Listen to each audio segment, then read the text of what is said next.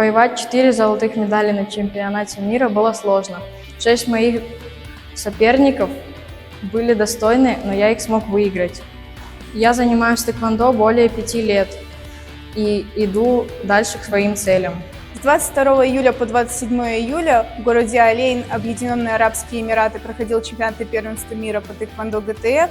Наш спортсмен спортивной школы номер 8, команда СК «Арена Крым», занял 4 первых места в категории стоп-балл, масоги, командный стоп-балл и командный тэк-тим.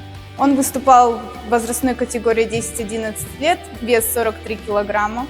Мы очень сильно им гордимся, желаем дальнейших успехов.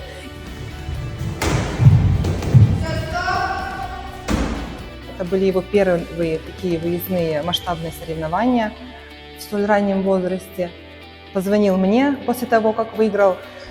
Естественно, плакала я, плакал он. Это была очень большая радость, гордость, нас все поддерживали. Он живет тэквондо, это его стимул, мотивация во всем.